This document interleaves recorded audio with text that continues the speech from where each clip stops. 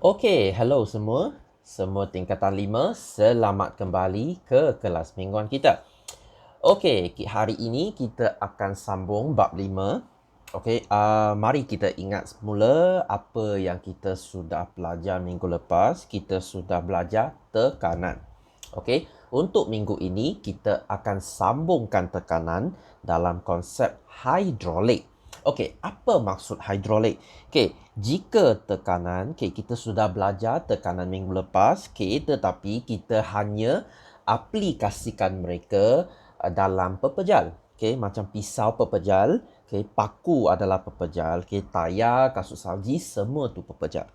Jika kita kenakan tekanan ke atas cecair, kita sebut dia sebagai sistem hidrolik. Hidrolik. Jika kamu fikir hidrolik, mesti fikir cecair. Tekanan dalam cecair. Sangat senang. Cecair tidak boleh dimampat. Apa maksud mampat? Tekan. Kita tak boleh tekan cecair. Ini kamu sudah belajar dalam tingkatan 2. Kita tak boleh mampatkan air. Jika air adalah 100 ml, kamu tak boleh mampat dia jadi 99. Tak boleh mampat cecair. Itu sebablah jika kita mengenakan tekanan ke atas cecair, air akan pindahkan tekanan ke semua bahagian. Kita lihat nanti. Apabila tekanan digunakan pada cecair dalam bekas yang tertutup, tekanan akan dipindahkan ke semua bahagian cecair secara seragam. Apa maksud dia? Cuba bayangkan jika saya tekan omboh ni, saya tekan, katakan saya guna 100 Pascal. Ingat unit tekanan adalah Pascal. Jika kamu berdiri di dalam air ini, mana-mana kamu diri, tekanan dia adalah 100. Tak berubah. Semua adalah sama sebab air cecair tak boleh mampat. Mana-mana kamu diri pun, tekanan adalah sama. Sama. Diri dekat mana pun sama. Air pancut sini, pancut sini, pancut sini, sana, sana, sini. Semua 100 Pascal. Jika kamu tekan 100, keluar 100. Ini adalah hukum dia, law dia. Inilah maksud hidrolik. So mungkin kamu tanya, apa yang kita kena kisah dekat ni? Ini hidrolik ni kita guna dalam banyak-banyak mesin. Kita cuba bayangkan. Kita tengok kes macam ni. Kamu tekan omboh ini. Kamu tekan, kamu akan hasilkan tekanan. Kita labelkan tekanan sini sebagai tekanan P1. P1. Jika kamu tekan sini, tekanan sini akan sama mana. Semua akan sama tekanan sampai sini. Cuba bayangkan sini kita label sebagai P2. Jika kita ikut hukum hidrolik, sistem hidrolik, tekanan di 1, P1 adalah sama dengan tekanan di 2, P2. So ikut konsep ni, P1 sama dengan P2. Inilah kita punya hukum hidrolik. Sangat-sangat penting. Kita sudah belajar minggu lepas, tekanan sama dengan daya bahagi luas permukaan. So jika kita guna konsep ini, kita tahu P sama dengan F bahagi A. F maksudnya daya, A maksudnya luas lah. So kita ikut konsep ni. P1 sama dengan F1 bahagi A1. P2 sama dengan F2 bahagi A2. So kita tahu P1 sama dengan P2. So kita guna konsep ini, F1 bagi A1 sama dengan F2 bagi A2. Kita guna konsep ni dalam sistem ni. Cuba bayangkan. Saya tekan. Kita kira ni ya. So saya tekan 10N, ini adalah F1. daya yang nombor 1 dekat 1. Ini 2 ni A1. Okey. Ini 100 A2. Berapakah F2? Kita tak tahu. Okey, kita cuba kira. Okey. So, kita guna formula ni 10 bagi 2 sama dengan F2 tak bagi sama dengan 100. So, kita kira kita akan dapat 10 bagi 2, ini 5. 5 darab 100, kita dapat 500 Newton. Inilah kegunaan hidrolik.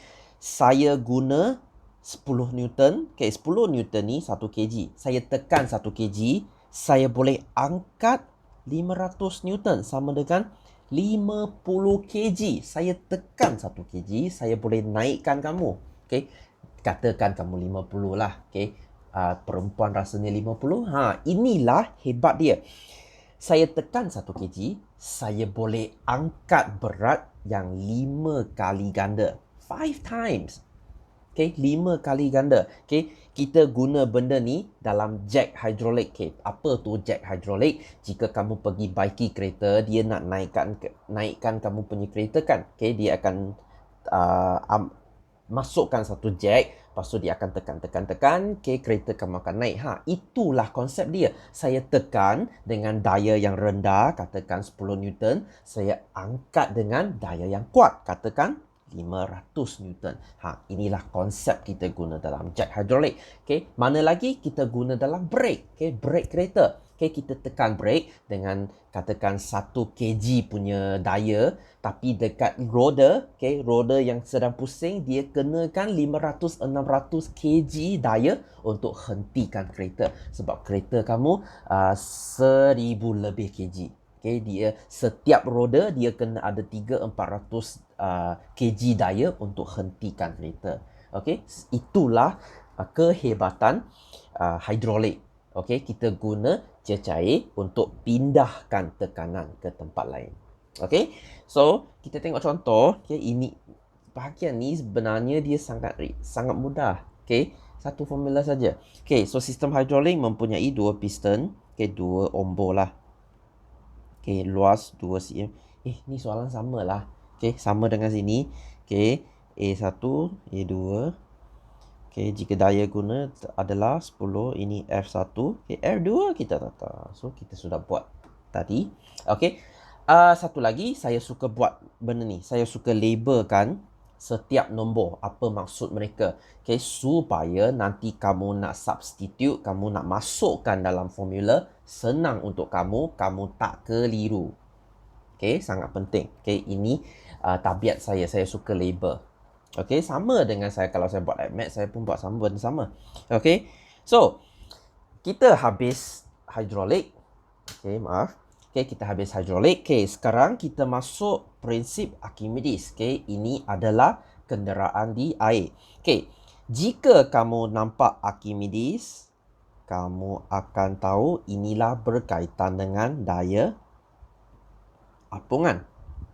Okay, buoyancy. Okay, floating on water. Okay, apung atas air. Okay, inilah konsep Archimedes.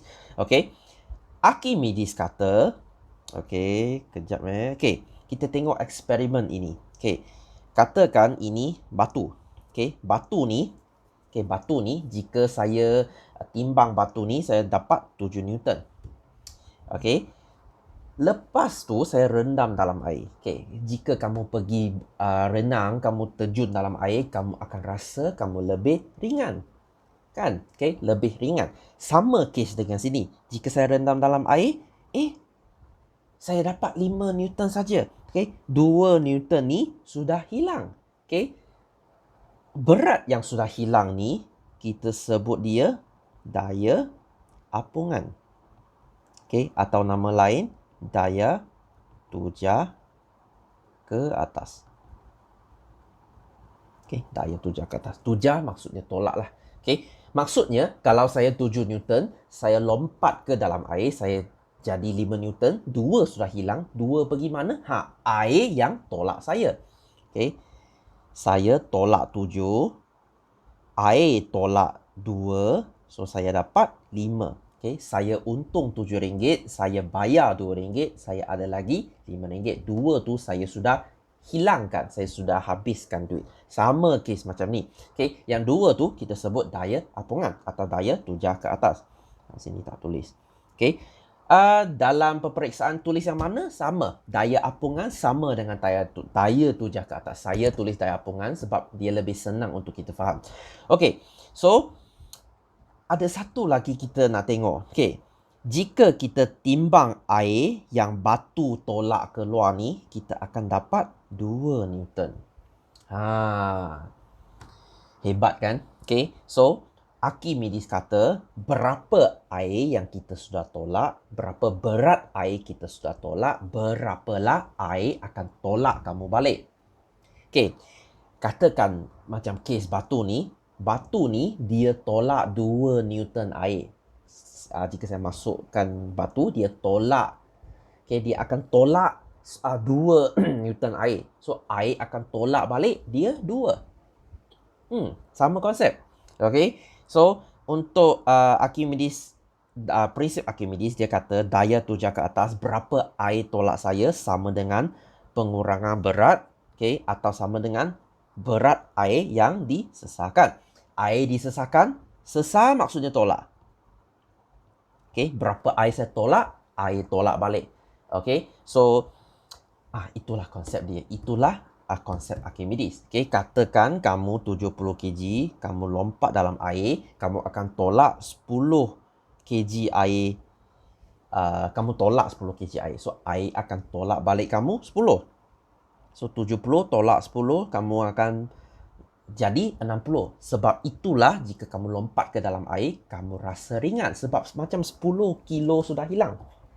Itulah konsep dia. Itulah konsep Archimedes. Okay. So, sama di sini. Okay, berat batu adalah 7. Dalam air 5. Okay, dia sudah hilang 2. Maksudnya, berat air yang disesarkan adalah 2. Okay, 2. Okay, sini tak banyak. Tak ada benda nak kira. Tak ada formula. Okay, sangat senang. Okay, kita tengok benda yang apung. Okay. Okay, tadi tu, batu jadi ringan, betul. Tapi batu dia akan tenggelam.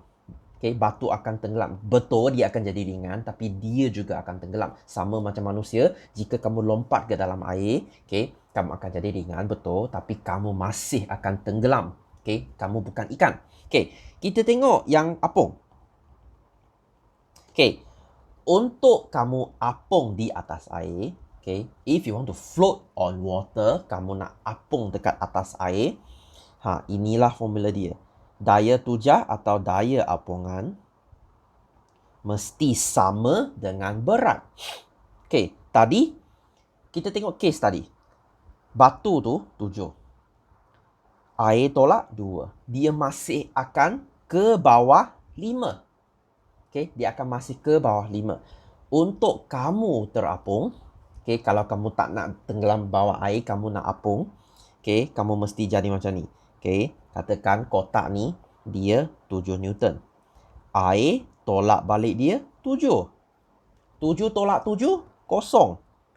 Inilah kes dia. Dia akan terapung di atas air. Okay, so yang pentingnya, okay, kita ikut konsep Archimedes. Semakin banyak air saya tolak, semakin banyak air yang tolak saya. Okay, itu sebabnya batu 5 kg dia tenggelam. Okay, kapal besar 1000 tan. 1000 tan tu berapa? 1 tan 1000 kg. So 1000 tan 1 juta kg. 1 million kg. Okay, 1 juta kg kapal. Okay, dia tenggelam? Dia tak tenggelam. Dia masih apung. Sebab kenapa? Dia tolak air dengan katakan 1 juta kg. Air tolak balik dia 1 juta kg. So, dia apung lah. So, itu sebab kapal dia terapung. Sebab banyak air dia tolak. Batu dia tak tolak banyak air. Dia tolak sedikit air saja. Sebab itulah dia punya daya apungan rendah. Kapal daya apungan tinggi. Okay. So, kita tengok ni. Daya tujah yang dihasilkan adalah sama dengan berat. Baki yang wujud di antara daya tujah dan berat kapal membolehkannya terapung di permukaan laut. Okay. Untuk kapal, kita ada satu garisan, kita sebut garisan plimsoll. Okay, apa maksud ni? Okay, jika kamu kapten, kamu kapten plimsoll line. Okay, kamu kena ikut line ni. Okay, sebab setiap laut mempunyai density yang berlainan. Okay, yang ketumpatan yang berlainan. Okay, kamu kena ikut benda ni. Okay, sini ada kata, okay, macam ni. Nampak tropical fresh. Fresh water maksudnya air tawar. Okay, air tawar. Yang line tu adalah kamu punya had, limit. Okay, kamu tak boleh melebihi had sebab kapal dia boleh tenggelam. Okay, ada summer, ada winter, okay, winter North Atlantic. Kalau kamu captain, kamu kena ingat line plimsoll ni. Dia ada dekat tepi kapal. Okay, kapal besar lah. Okay, so untuk submarine, okay, kapal selam. Okay, kapal selam. Okay, so dia ada tepi ni, dia ada tangki balas. Okay, tangki balas. Okay, jika dia nak tenggelam, dia akan isi air untuk jadi berat supaya dia tenggelam. Kalau dia nak apung, dia akan pump air keluar. Jadikan sini udara, dia akan apung. Okay, konsep sangat senang. Okay, so itu saja untuk minggu ni. Kita masuk latihan. Okay, minggu depan kita akan bincang tentang kapal terbang. Okay, dalam udara. Okay, hidrolik. Okay, so sini 0.5, ini A1, ini A2, ini F2, F1 dia tak bagi. Okay, jika tekanan pada P adalah sama dengan 20, berapa pada Q? Sini 20, sini akan jadi 20. Sebab saya sudah kata, kalau dalam cecair tu tekanan 100, kamu diri mana-mana pun dia akan jadi 100. Tekanan tak ubah. Okay, tak ubah. Okay, sangat penting. Okay, ini tak payah kira. Okay, kirakan daya perlu mengangkat beban. Okay, maksudnya dia nak kira F1. So, F1 bagi 0.5 sama dengan 4000 bagi 10. F1 saya akan dapat, potong-potong, dapat 200 Newton. Okay, maksudnya 20 kg saya boleh angkat 400 kg. Okay, jika kawasan ombak kecil dikurangkan separuh, okay, sini saya jadikan dia 0.25. Okay, apakah daya baru? So kita kira satu kali lagi 0.25 sama dengan 4000 bagi 10. Okay, so kita akan dapat 100. Okay, nampak tak? Sekarang tadi saya guna 200 Newton. Sekarang saya hanya perlu 100 Newton. Saya cuma perlu kecilkan ombak tu. Semakin kecil daya saya kena gunakan. Lebih jimat tenaga. Okey, 100. Namakan prinsip ni. Prinsip ni saya lupa nak kata. Ini kita sebut prinsip Pascal. Ingat Pascal? Tadi unit tekanan kita sebut Pascal. So, kita namakan Pascal ni. Nama konsep ni prinsip Pascal. Sebab dia yang cakap pasal tekanan. Okey, so nyatakan prinsip disebutkan. Okey, nyatakan prinsip ni. Okey, tekanan dalam cecair tertutup adalah sama. Okey, terangkan mengapa air tidak disesuai. Okey, ini saya nak kata. Ingat tadi brake. Dalam brake kita tak guna air, kita guna minyak brake. Sebab kenapa kita tak guna air? Sebab takat didih air rendah. Okey, untuk sistem hidrolik ni, kita tekan, dia akan jadi panas. Okey, dia akan jadi panas. Okey, so kita tak guna air sebab bila air dia panas, dia akan didih. Okey, dia akan boiling. Okey, takat didih air 100 saja. Untuk minyak brake dia boleh sampai 600-700. Sebab itu kita guna minyak, kita tak guna air. Okey, sebab air kalau dia didih, dia ada udara dalam sistem hidrolik, sangat bahaya. Okey, brake mungkin tak fungsi. Okey, apa ciri cecair digunakan dalam alat ini? Takat, didih, tinggi. Okey, cadangkan supaya daya kecil bertindak pada P akan meningkatkan beban yang dapat diangkat oleh omboh Q. Okey, saya nak ubah Q saja, saya tak nak ubah P. Maksudnya saya nak ubah Q supaya dia boleh angkat lebih banyak. Okey, macam saya kata tadi, semakin rendah luas, semakin rendah daya, semakin besar luas, semakin besar daya. Okey, so menambahkan luas omboh Q. Okey, 3 alat menggunakan prinsip di atas. Okey, brake. Okey, sistem brake. Lagi apa? Lagi kita punya jack hidrolik. Okey, hidrolik. Okey, lagi apa? Lagi apa kita guna hidrolik lagi satu pengangkat hidrolik. Okay, ini sama dengan jack. Okay, kita sebut ni hydraulic lift. Okay, kita guna dalam kilang untuk tahu truk tu yang ada 2 tajam tu, dia untuk angkut benda berat. Okay, sama dia guna hidrolik juga. Okay, 7. Okay, prinsip Archimedes. Okay, pepejal 10 Newton. Okay, ini 10 Newton. Okay, dimasuk kepada benda ni kita sebut bika eureka Okay, sehinggalah separuh. Tengok ni. Dia masuk separuh saja. Dia tak masuk semua Okay, tolong jaga. Okay, dia sudah tolak 4 Newton keluar. Bila dia turun semua, dia tak kata. Okay, tapi rasanya kamu tahulah. Okay, separuh 4, kalau penuh 8 lah. Okay, apa prinsip yang diuji di atas? Prinsip Archimedes. Okay, terangkan prinsipnya. Okay, daya apungan sama dengan berat air disesahkan. Ini penting dia. Berapakah tujar di atas dikenakan ke atas blok tersebut?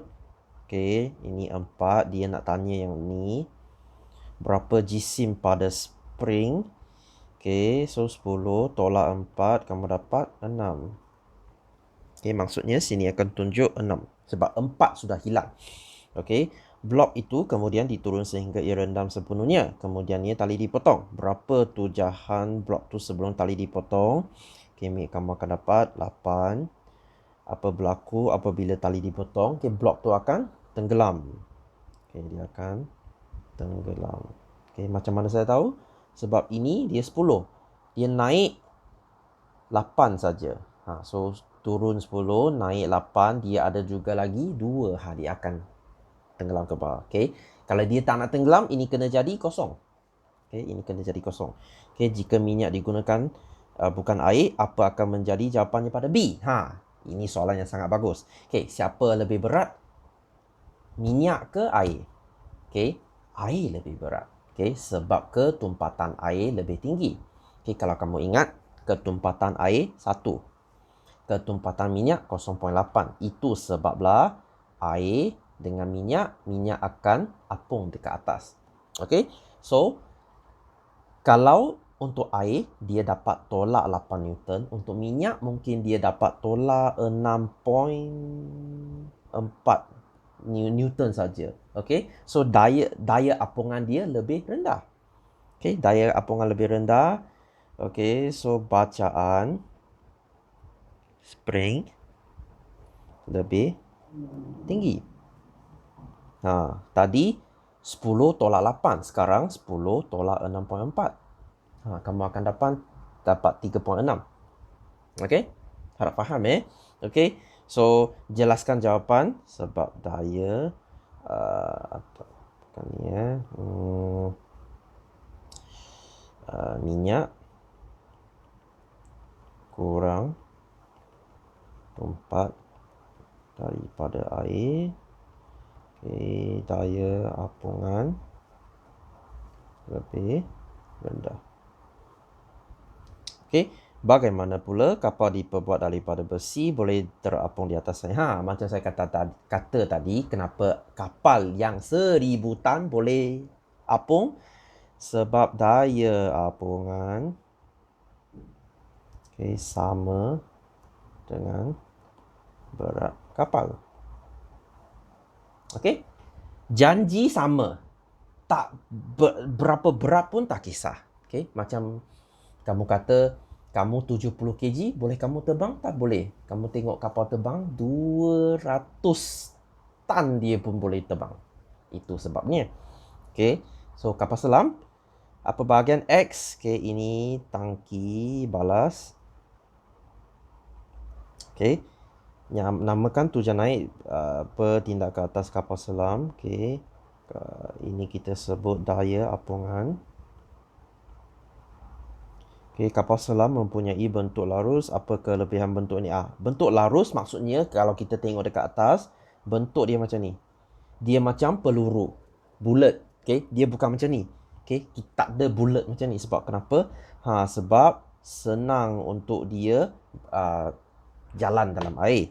Okay, daya rintangan lebih rendah. Okay, sama macam burung. Kelebihan. Okay, daya rintangan yang lebih rendah. Okey, bagaimana kapal selam tenggelam? Okey, air tangki balas dipenuhi air. Okey, jika dia nak naik, air dipam keluar dari tangki balas. Okey, sangat senang. Itu saja. Minggu depan kita akan habiskan bab ini. Okey, harap semua boleh faham minggu ini. Ini saya boleh kata bab yang paling susah dalam tingkatan 5. Jika kamu boleh faham bab ini, bab lain tidak jadi masalah. Okey, harap semua boleh faham. Jika tak faham, tolong tanya sebarang soalan di bawah komen, atau tanya cikgu-cikgu lain atau saya pun boleh. Jangan segan tanya. Sekian dari saya untuk minggu ini. Kita jumpa lagi minggu depan.